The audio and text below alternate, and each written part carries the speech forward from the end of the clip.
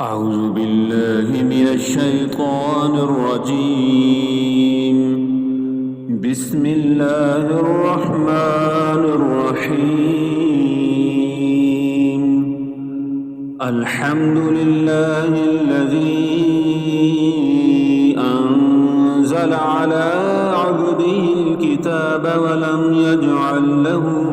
عوجا قيما لينذر بأسا شديدا من لدنه ويبشر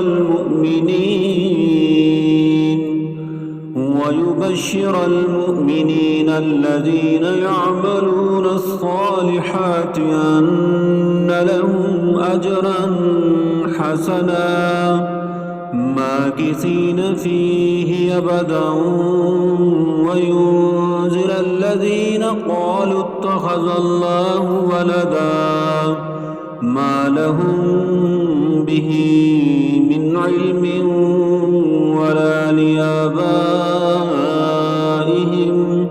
كبرت كلمة تخرج من أفواههم إن يقولون إلا كذبا فلعلك باخع نفسك على آثارهم إن لم يؤمنوا بهذا الحديث أسفا إنا جعلنا ما على الأرض زينة لها لنبلوهم أيهم أحسن عملا وإنا لجاعلون ما عليها صعيدا جرزا أم حسبت أن أصحاب الكهف والرقيم كانوا من آياتنا عجبا إذ أوى الفتية إلى الكهف فقالوا ربنا آتنا من لدنك رحمة وهيئ لنا من أمرنا رشدا فضربنا على آذانهم في الكهف سنين عددا ثم بعثناهم لنعلم أي الحزبين أحصى لما لبثوا أمدا نحن نقص عليك نبأهم بالحق إنهم فتية آمنوا بربهم وزدناهم هدى وربطنا على قلوبهم إذ قاموا فقالوا ربنا رب السماوات والأرض لن ندعو من دونه إلها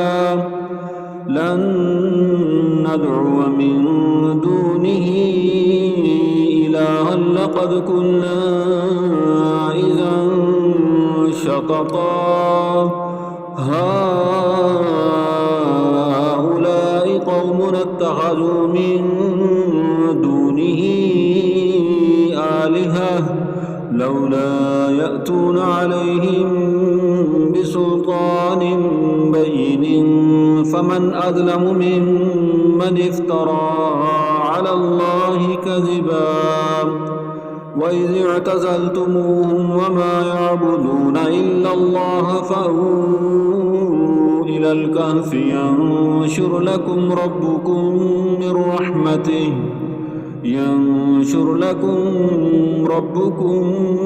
من رحمته ويهيئ لكم من أمركم مرفقا وترى الشمس إذا طلعت تزاور عن كهفهم ذات اليمين وإذا غربت تقرضهم ذات الشمال وهم في فجوة منه ذلك من آيات الله من يهد الله فهو المهتد ومن يضلل فلن تجد له وليا مرشدا وتحسبهم أيقاظا وهم رقود ونقلبهم ذات اليمين وذات الشمال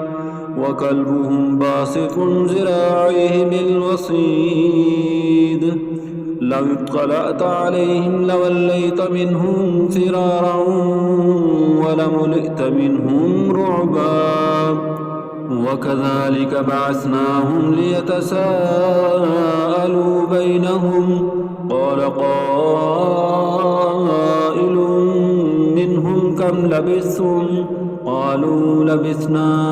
يوما أو بعد يوم قالوا ربكم أعلم بما لبثتم فابعثوا أحدكم بورقكم هذه إلى المدينة فلينظر أيها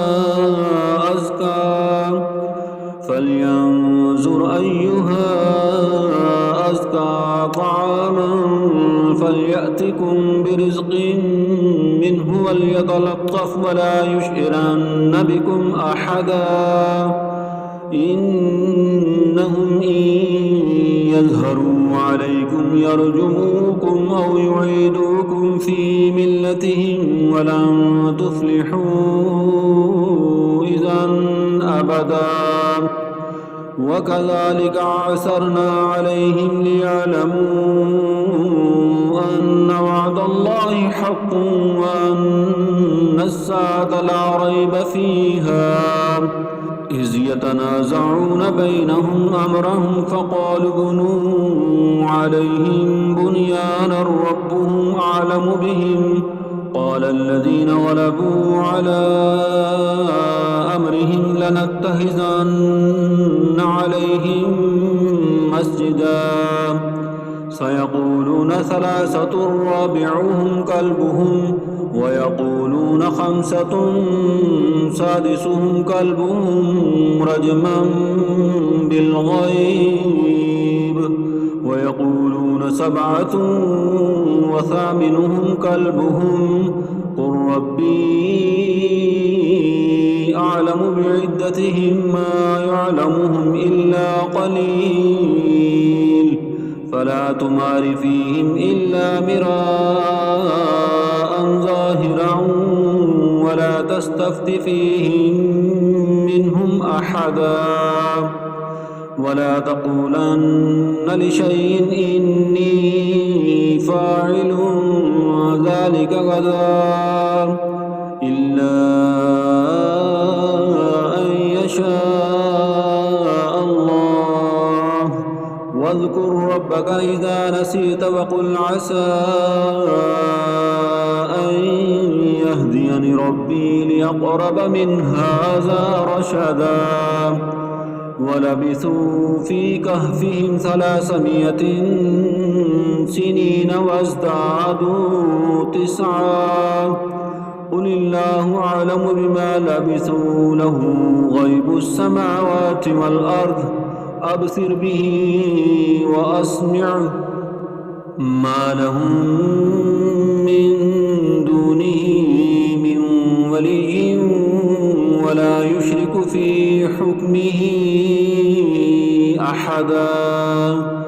واتل ما أوحي إليك من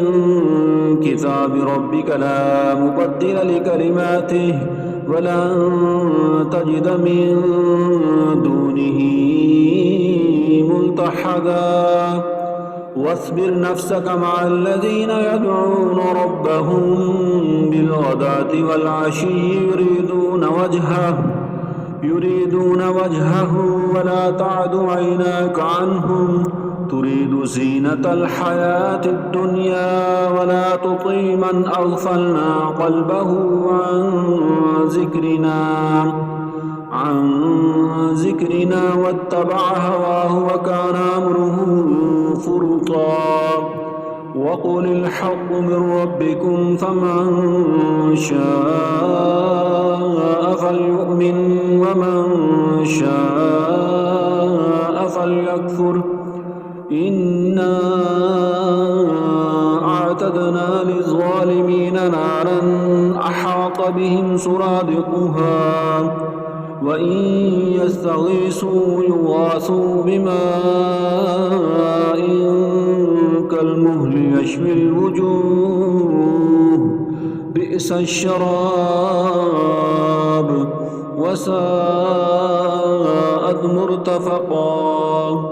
إن الذين آمنوا وعملوا الصالحات إنا لا نضيع أجر من أحسن عملا أولئك لهم جنات عدن تجري من تحتهم الأنهار يحلون فيها من أساور من ذهب ويلبسون ثيابا خضرا من سندس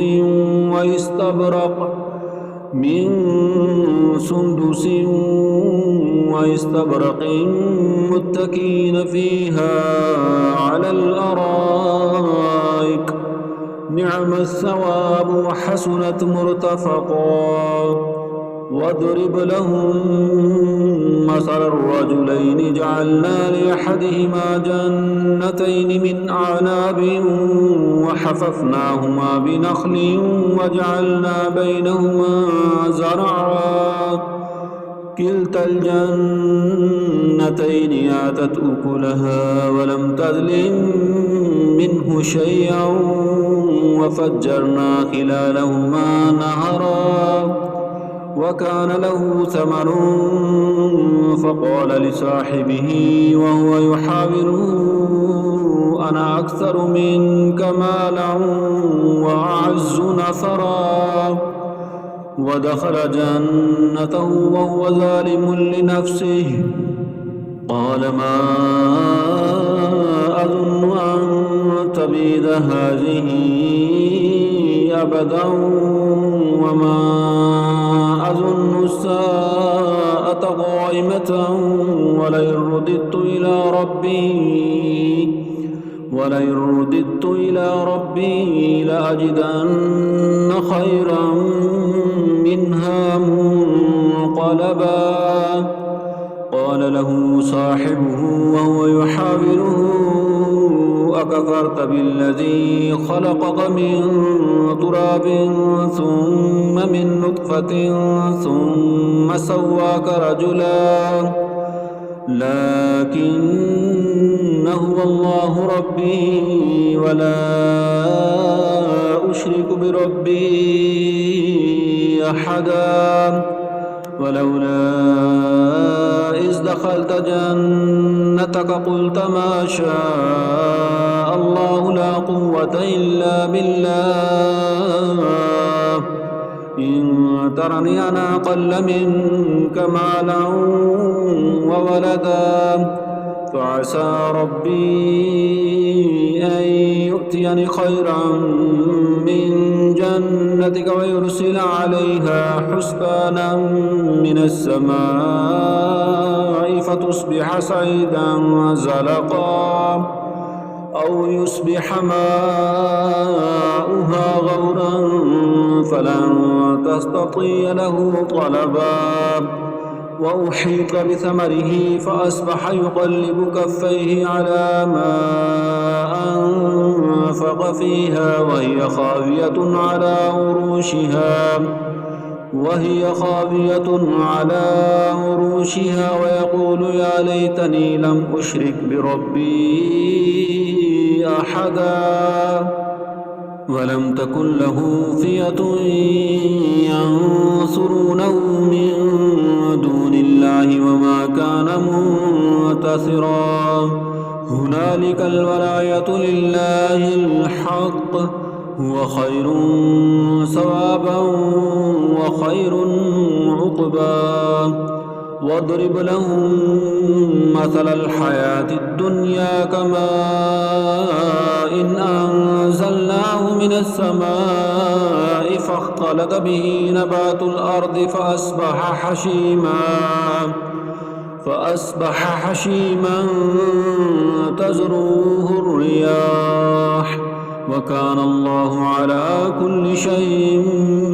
مقتدرا المال والبنون زينة الحياة الدنيا والباقيات الصالحات خير عند ربك ثوابا وخير أملا ويوم نسير الجبال وترى الأرض بارزة وحشرناهم فلم نغادر منهم أحدا وعرضوا على ربك صفا لقد جئتمونا كما خلقناكم أول مرة بل زعمتم أن لن نجعل لكم موعدا ووضع الكتاب فترى المجرمين مشفقين مما فيه ويقولون يا ويلتنا ما لهذا الكتاب لا يغادر صغيرة ولا كبيرة إلا أحصاها ووجدوا ما عملوا حاضرا ولا يظلم ربك أحدا وإذ قلنا للملائكة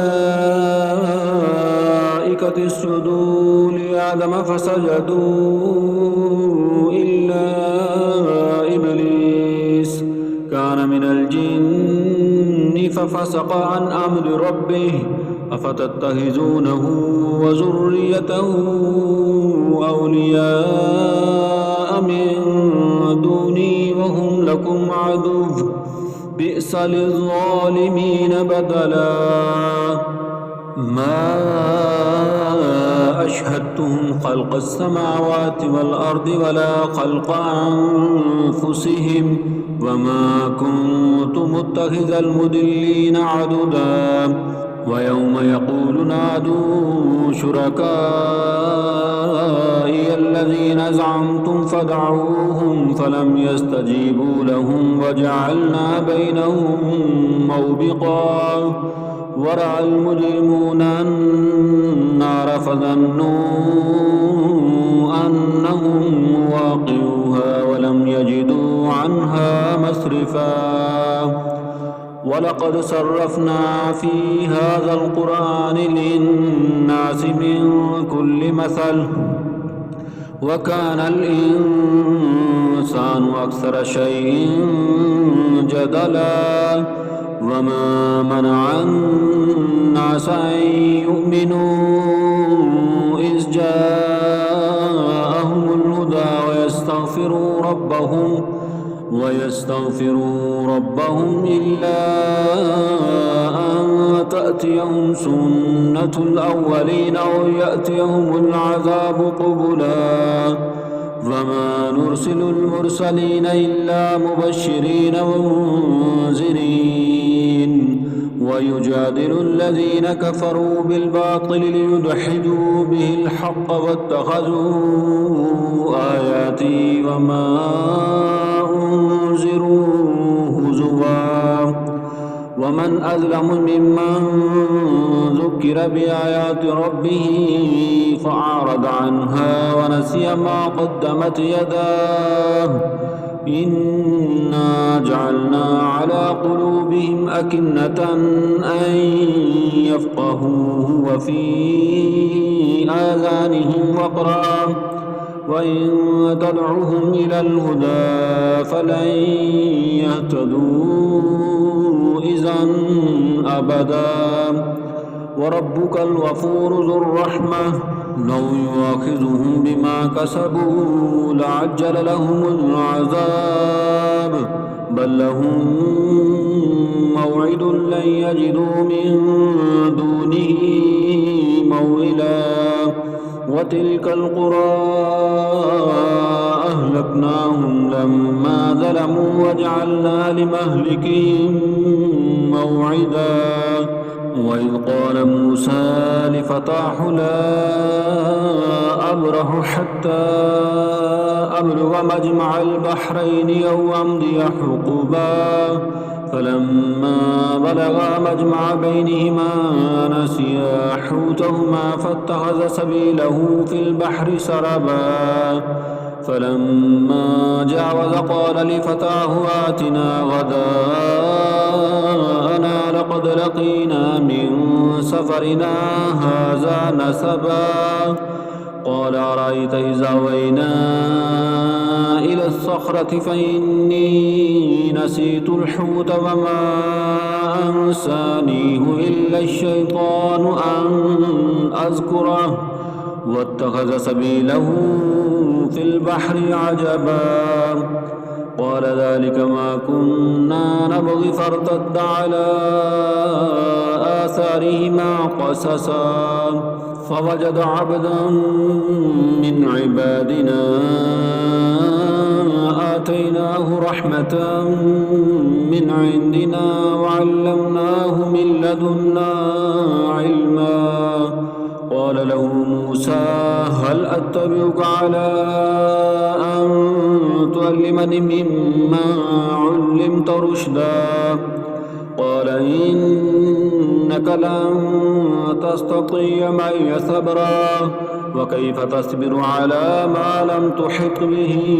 خبرا قال ستجدني إن شاء الله صابرا ولا أعصي لك أمرا قال فإن اتبعتني فلا تسألني عن شيء حتى أحدث لك منه ذكرا فانطلقا حتى إذا ركبا في السفينة خرقها قال خرقتها لتغرق أهلها لقد جئت شيئا إمرا قال لم أقل إنك لن تستطيع معي صبرا قال لا تؤاخذني بما نسيت ولا ترهقني من أمري يسرا فانطلقا حتى إذا لقيا غلاما فقتله قال قتلت نفسا زكية بغير نفس لقد جئت شيئا نكرا قال لم أقل لك إنك لن تستطيع معي صبرا قال إن سألتك عن شيء بعدها فلا تصاحبني قد بلغت من لدني عذرا فانطلقا حتى إذا أتيا أهل قرية استطعما أهلها فأبوا أن يضيفوهما فوجد فيها جدارا يريد أن ينقض فأقامه قال لو شئت لاتخذت عليه أجرا قال هذا فراق بيني وبينك سأنبئك بتأويل ما لم تسطع عليه صبرا أما السفينة فكانت لمساكين يعملون في البحر فأردت أن أعيبها وكان وراءهم ملك يأخذ كل سفينة غصبا وأما الغلام فكان أبواه مؤمنين فخشينا أن يرهقهما طغيانا وكفرا فأردنا أن يبدلهما ربهما خيرا منه زكاة وأقرب رحما وأما الجدار فكان لغلامين يتيمين في المدينة وكان تحته كنز لهما وكان أبوهما صالحا فأراد ربك أن يبلغا أشدهما ويستخرجا كنزهما رحمة من ربك وما فعلته عن أمري ذلك تأويل ما لم تسطع عليه صبرا ويسألونك عن ذي القرنين قل سأتلو عليكم منه ذكرا إنا مكنا له في الأرض وآتيناه من كل شيء سببا فأتبع سببا حتى إذا إذا بلغ مغرب الشمس وجدها تغرب في عين حمية ووجد عندها قوما قلنا يا ذا القرنين إما أن تعذب وإما أن تتخذ فيهم حسنا قال أما من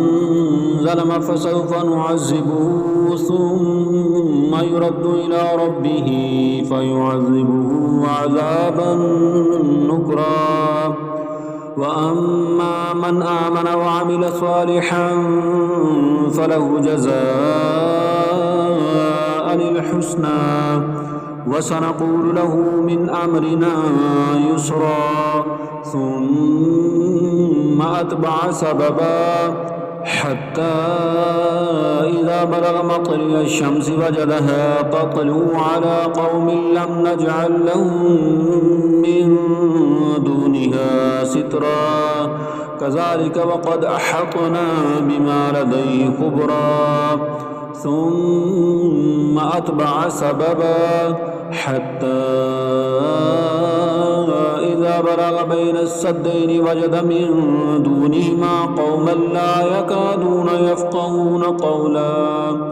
قالوا يا ذا القرنين إن يأجوج ومأجوج مفسدون في الأرض فهل نجعل لك خرجا على أن تجعل بيننا وبينهم سدا قال ما مكني فيه ربي خير فاعينوني بقوة أجعل بينكم وبينهم ردما آتوني زبر الحديد حتى إذا ساوى بين الصدفين قال انفخوا حتى إذا جعله نارا قال آتوني أفرغ عليه قطرا فما استطاعوا أن يظهروا وما استطاعوا له نقبا قال هذا رحمة من ربي فإذا جاء وعد ربي جعله دكا وكان وعد ربي حقا وتركنا بعدهم يومئذ يموج في بعد ونفخ في الصور فجمعناهم جمعا وعرضنا جهنم يومئذ للكافرين عرضا الذين كانت أعينهم في غطاء عن ذكري وكانوا لا يستطيعون سمعا أفحسب الذين كفروا أن يتخذوا عبادي من دوني أولياء إنا أعتدنا جهنم للكافرين نزلا قل هل ننبئكم بالأخسرين أعمالا الذين ضل سعيهم في الحياة الدنيا وهم يحسبون أنهم يحسنون صنعا أولئك الذين كفروا بآيات ربهم ولقائه فحبطت أعمالهم فلا نقيم لهم يوم القيامة وزنا ذلك جزاؤهم جهنم بما كفروا واتخذوا آياتي ورسلي هزوا إن الذين آمنوا وعملوا الصالحات كانت لهم جنات الفردوس نزلا خالدين فيها لا يبغون عنها حولا قل لو كان البحر مدادا لكلمات ربي لنفد البحر قبل أن تنفد كلمات ربي ولو جئنا بمثله مددا قل إنما بشر مثلكم يوحى إلي أنما إلهكم إله واحد فمن كان يرجو لقاء ربه فليعمل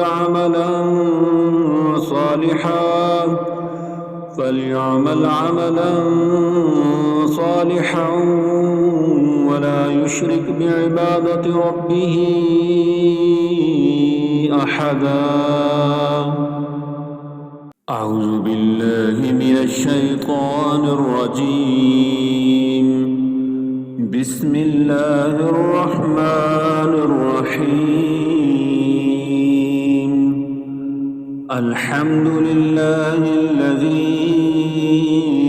أنزل على عبده الكتاب ولم يجعل له عوجا قيما لينذر بأسا شديدا من لدنه ويبشر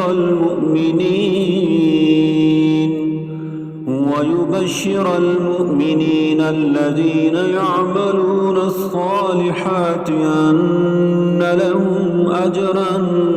حسنا ماكثين فيه أبدا وينذر الذين قالوا اتخذ الله ولدا ما لهم به من علم ولا لآبائهم كبرت كلمة تخرج من أفواههم إن يقولون إلا كذبا فلعلك باخع نفسك على آثارهم إن لم يؤمنوا بهذا الحديث أسفا. إنا جعلنا ما على الأرض زينة لها لنبلوهم أيهم أحسن عملا وإنا لجاعلون ما عليها صعيدا جرزا. أم حسبت أن أصحاب الكهف والرقيم كانوا من آياتنا عجبا إذ أوى الفتية إلى الكهف فقالوا ربنا آتنا من لدنك رحمة وهيئ لنا من أمرنا رشدا. فضربنا على آذانهم في الكهف سنين عددا ثم بعثناهم لنعلم أي الحزبين أحصى لما لبثوا أمدا. نحن نقص عليك نبأهم بالحق إنهم فتية آمنوا بربهم وزدناهم هدى. وربطنا على قلوبهم إذ قاموا فقالوا ربنا رب السماوات والأرض لن ندعو من دونه إلها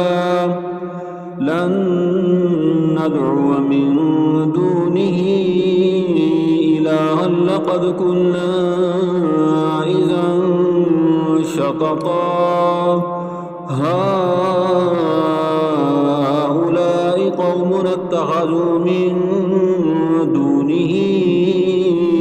آلهة لولا يأتون عليهم بسلطان بين فمن أظلم ممن افترى على الله كذبا. وإذ اعتزلتموهم وما يعبدون إلا الله فأووا إلى الكهف ينشر لكم ربكم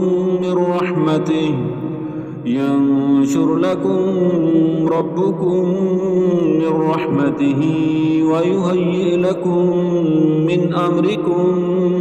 مرفقا. وترى الشمس إذا طلعت تزاور عن كهفهم ذات اليمين وإذا غربت تقرضهم ذات الشمال وهم في فجوة منه ذلك من آيات الله من يهد الله فهو المهتد ومن يضلل فلن تجد له وليا مرشدا وتحسبهم أيقاظا وهم رقود ونقلبهم ذات اليمين وذات الشمال وكلبهم باسط ذراعيه بالوصيد لو اطلعت عليهم لوليت منهم فرارا ولملئت منهم رعبا وكذلك بعثناهم ليتساءلوا بينهم قال قائل منهم كم لبثتم قالوا لبثنا يوما أو بعد يوم قالوا ربكم أعلم بما لبثتم فابعثوا أحدكم بورقكم هذه إلى المدينة فلينظر أيها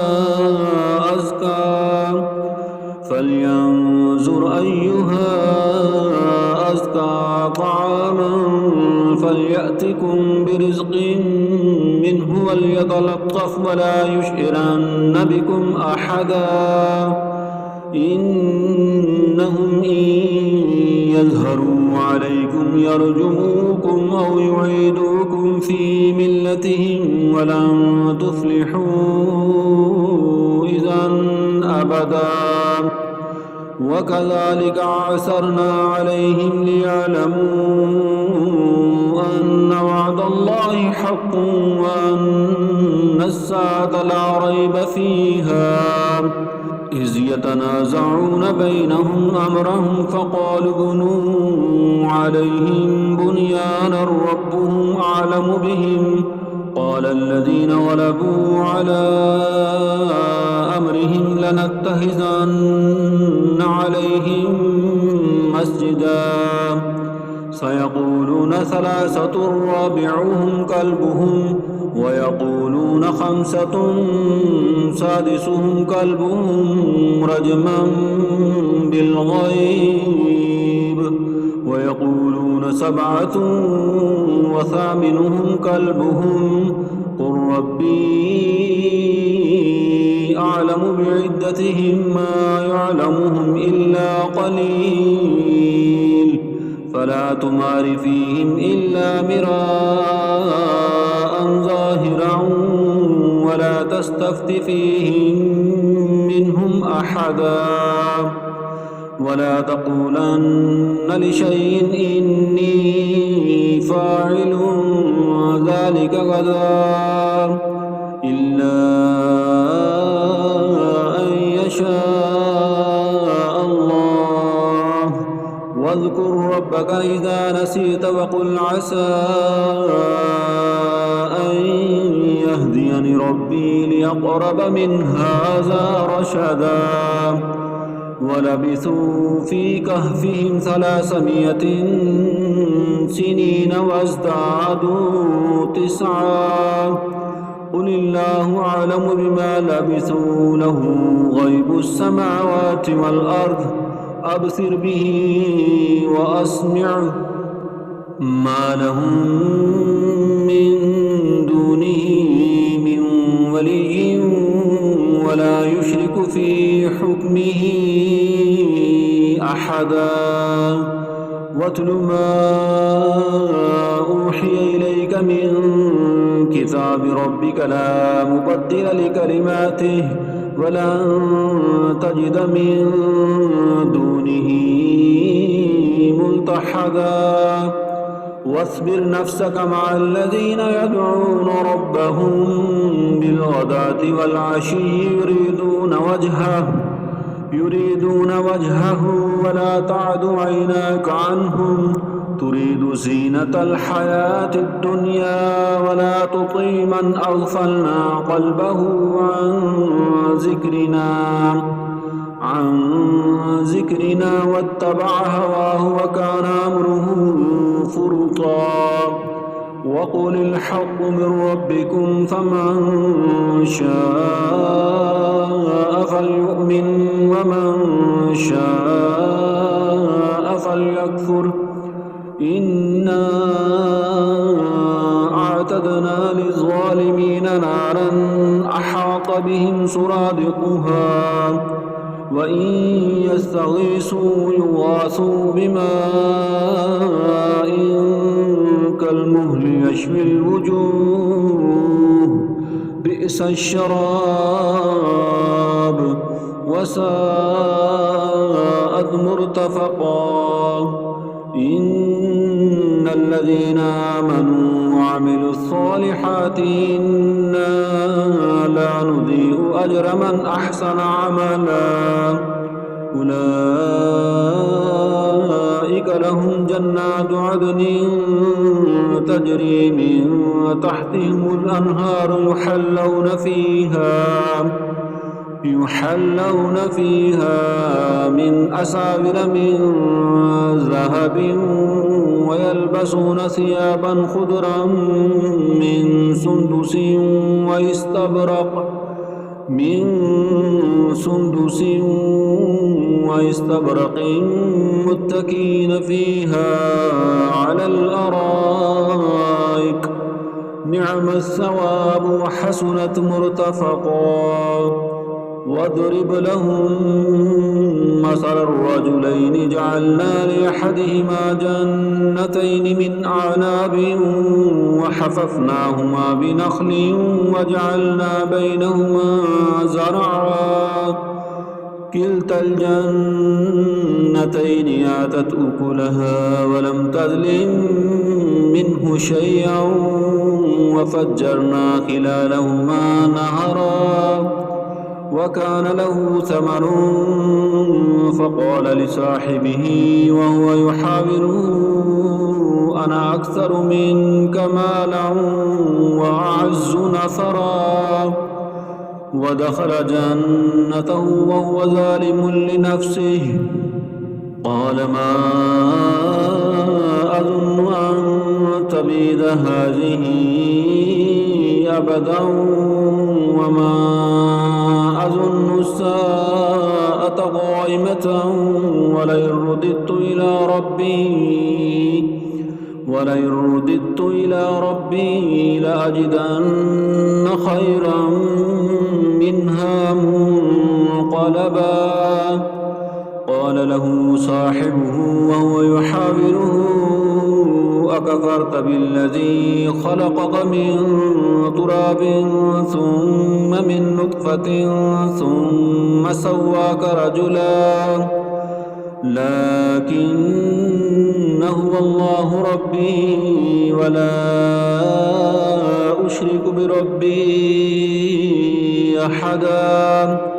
ولولا إذ دخلت جنتك قلت ما شاء الله لا قوة إلا بالله إن ترني أنا أقل منك مالا وولدا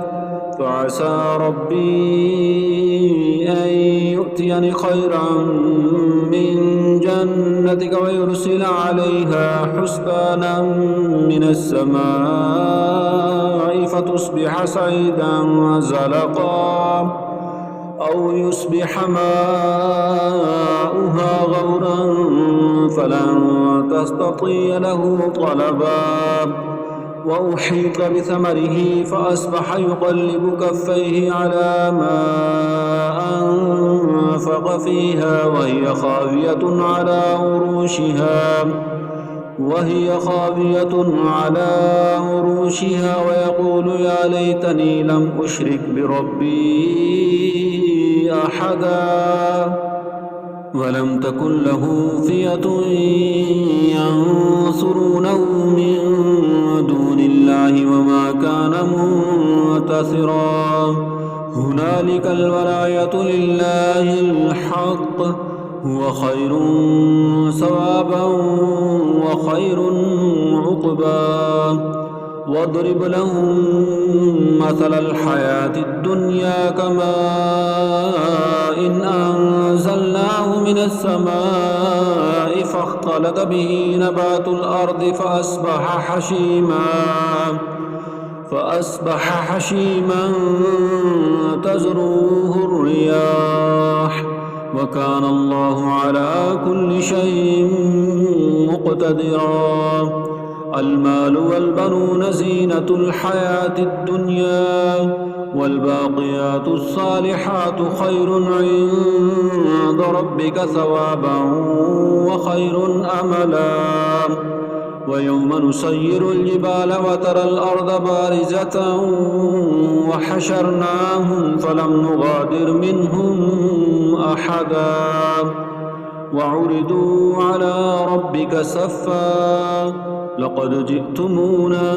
كما خلقناكم أول مرة بل زعمتم أن لن نجعل لكم موعدا. ووضع الكتاب فترى المجرمين مشفقين مما فيه ويقولون يا ويلتنا ما لهذا الكتاب لا يغادر صغيرة ولا كبيرة إلا أحصاها ووجدوا ما عملوا حاضرا ولا يظلم ربك أحدا. وإذ قلنا للملائكة اسجدوا لآدم فسجدوا إلا إبليس كان من الجن ففسق عن أمر ربه أفتتخذونه وذريته أولياء من دوني وهم لكم عدو بئس للظالمين بدلا. ما أشهدتهم خلق السماوات والأرض ولا خلق أنفسهم وما كنت متخذ المضلين عضدا. ويوم يقول نادوا شركائي الذين زعمتم فدعوهم فلم يستجيبوا لهم وجعلنا بينهم موبقا. ورأى المجرمون النار فظنوا أنهم واقعوها ولم يجدوا عنها مصرفا. ولقد صرفنا في هذا القرآن للناس من كل مثل وكان الإنسان أكثر شيء جدلا. وما منع الناس أن يؤمنوا إذ جاءهم الهدى ويستغفروا ربهم إلا أن تأتيهم سنة الأولين أو يأتيهم العذاب قبلا. وما نرسل المرسلين إلا مبشرين ومنذرين ويجادل الذين كفروا بالباطل ليدحضوا به الحق واتخذوا آياتي وما أنذروا هزوا. ومن أظلم ممن ذكر بآيات ربه فأعرض عنها ونسي ما قدمت يداه إنا جعلنا على قلوبهم أكنة أن يفقهوه وفي آذانهم وقرا وإن تدعوهم إلى الهدى فلن يهتدوا إذن أبدا. وربك الغفور ذو الرحمة لو يؤاخذهم بما كسبوا لعجل لهم العذاب بل لهم موعد لن يجدوا من دونه موئلا. وتلك القرى أهلكناهم لما ظلموا وجعلنا لمهلكهم موعدا. وإذ قال موسى لفتاه لا أبرح حتى أبلغ مجمع البحرين أو أمضي حقبا فلما بلغا مجمع بينهما نسيا حوتهما فاتخذ سبيله في البحر سربا فلما جاوز قال لفتاه آتنا غداءنا لقد لقينا من سفرنا هذا نسبا قال أرأيت إذا أوينا إلى الصخرة فإني نسيت الحوت وما أنسانيه إلا الشيطان أن أذكره واتخذ سبيله في البحر عجبا قال ذلك ما كنا نبغي فارتد على آثارهما قصصا فوجد عبدا من عبادنا آتيناه رحمة من عندنا وعلمناه من لدنا علما قال له موسى هل أتبعك على أن تعلمني مما علمت رشدا قال إنك لن تستطيع معي صبرا وكيف تصبر على ما لم تحط به خبرا قال ستجدني إن شاء الله صابرا ولا أأسي لك أمرا قال فإن اتبعتني فلا تسألني عن شيء حتى أحدث لك منه ذكرا فانطلقا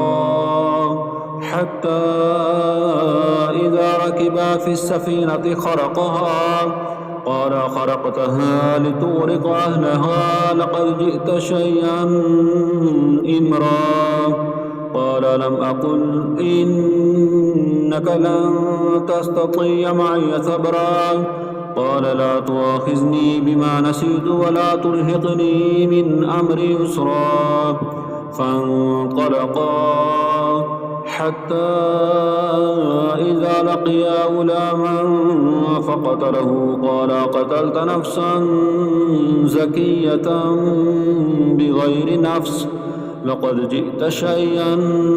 نكرا قال لم أقل لك إنك لن تستطيع معي صبرا قال إن سألتك عن شيء بعدها فلا تصاحبني قد بلغت من لدني عذرا فانطلقا حتى إذا أتيا أهل قرية استطعما أهلها فأبوا أن يضيفوهما فوجد فيها جدارا يريد أن ينقض فأقامه قال لو شئت لاتخذت عليه أجرا قال هذا فراق بيني وبينك سأنبئك بتأويل ما لم تستطع عليه صبرا أما السفينة فكانت لمساكين يعملون في البحر فأردت أن أعيبها وكان وراءهم ملك يأخذ كل سفينة غصبا وأما الغلام فكان أبواه مؤمنين فخشينا أن يرهقهما طغيانا وكفرا فأردنا أن يبدلهما ربهما خيرا منه زكاة وأقرب رحما وأما الجدار فكان لغلامين يتيمين في المدينة وكان تحته كنز لهما وكان أبوهما صالحا فأراد ربك أن يبلغا أشدهما ويستخرجا كنزهما رحمة من ربك وما فعلته عن أمري ذلك تأويل ما لم تسطع عليه صبرا ويسألونك عن ذي القرنين قل سأتلو عليكم منه ذكرا إنا مكنا له في الأرض وآتيناه من كل شيء سببا فأتبع سببا حتى إذا بلغ مغرب الشمس وجدها تغرب في عين حمية ووجد عندها قوما قلنا يا ذا القرنين إما أن تعذب وإما أن تتخذ فيهم حسنا قال أما من ظلم فسوف نعذبه ثم يرد إلى ربه فيعذبه عذابا نكرا وأما من آمن وعمل صالحا فله جزاء الحسنى وسنقول له من أمرنا يسرا ثم أتبع سببا حتى إذا بلغ مطلع الشمس وجدها تطلع على قوم لم نجعل لهم من دونها سترا كذلك وقد أحطنا بما لديه خبرا ثم أتبع سببا حتى إذا بلغ بين السدين وجد من دونهما قوما لا يكادون يفقهون قولا قالوا يا ذا القرنين إن يأجوج ومأجوج مفسدون في الأرض فهل نجعل لك خرجا على أن تجعل بيننا وبينهم سدا قال ما مكني فيه ربي خير فاعينوني بقوة أجعل بينكم وبينهم ردما آتوني زبر الحديد حتى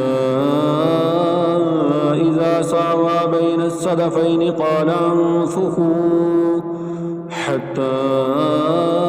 إذا جعله نارا قال آتوني أفرغ عليه قطرا فما استطاعوا أن يظهروا وما استطاعوا له نقبا قال هذا رحمة من ربي فإذا جاء وعد ربي جعله دكا وكان وعد ربي حقا وتركنا بعدهم يومئذ يموج في بعد ونفخ في الصور فجمعناهم جمعا وعرضنا جهنم يومئذ للكافرين عرضا الذين كانت أعينهم في غطاء عن ذكري وكانوا لا يستطيعون سمعا أفحسب الذين كفروا أن يتخذوا عبادي من دوني أولياء إنا أعتدنا جهنم للكافرين نزلا قل هل ننبئكم بالأخسرين أعمالا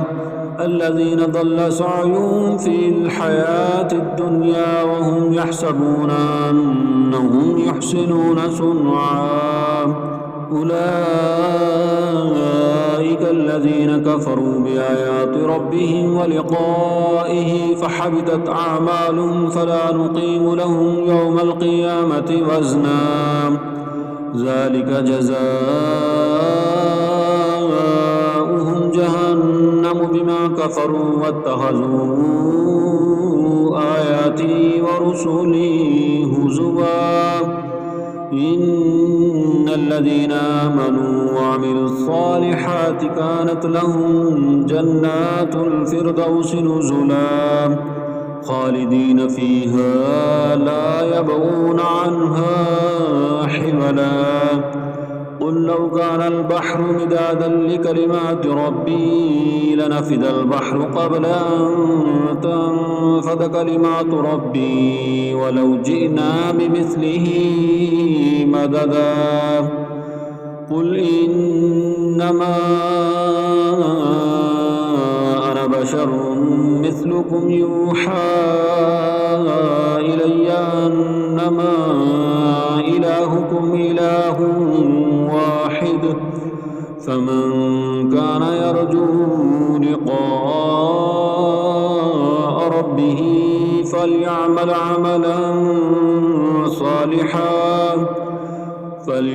عملا